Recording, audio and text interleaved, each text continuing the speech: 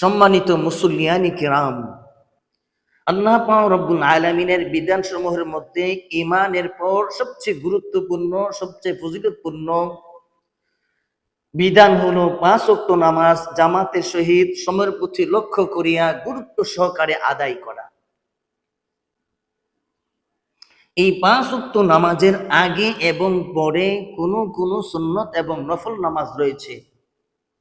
সেই নফল এবং সুন্নত আল্লাহ তাআলার নৈকট্য অর্জনের জন্য অনেক বড় ভূমিকা রাখে। সেই নফল এবং সুন্নত আল্লাহ তাআলার সন্তুষ্ট অর্জনের জন্য অনেক ভূমিকা রাখে। ইনশাআল্লাহ আমরা সামনে থেকে কয়েক পর্বে নামাজের বিষয়ে আলোচনা করব। আমা তৌফিকি ইল্লা বিল্লাহ। নামাজের মধ্যে সর্বপ্রথম নফল নামাজ নিয়ে আলোচনা করব, কারণ মানুষের ধ্বংস শুরু হয় নফল নামাজ থেকে।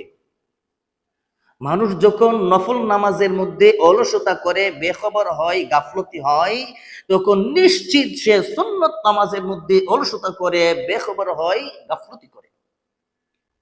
মানুষ যখন সুন্নত ছেড়ে দেয় তখন ওয়াজিব ছেড়ে দিতে বেশি সময় লাগে না।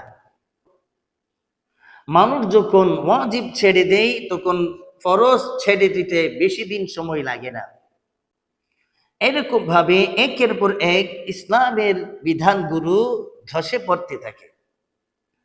এই জন্য আপনাদের সামনে নফল নামাজ নিয়ে আলোচনা করব।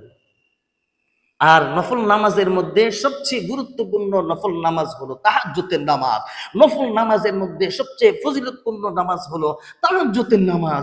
নফল নামাজের মধ্যে সবচেয়ে বেশি আল্লাহ তাআলার সন্তুষ্ট অর্জন করা যায় সেটা হলো তাহাজ্জুদের নামাজ। নফল নামাজের মধ্যে সবচেয়ে বেশি আল্লাহ তাআলার নৈকট্য অর্জন করা যায় সেটা হলো তাহাজ্জুদের নামাজ। সেই তাহাজ্জুদ নামাজের প্রশংসা করতে গিয়ে আল্লাহ পাক রব্বুল আলামিন কয়েকটা আয়াত নাজিল করেছেন। এর মধ্য থেকে একটা আয়াত আপনাদের সামনে তিলাওয়াত করে শোনাচ্ছি। ইন্নাল মুত্তাকিনা ফি জান্নাতিন ওয়া উয়ুন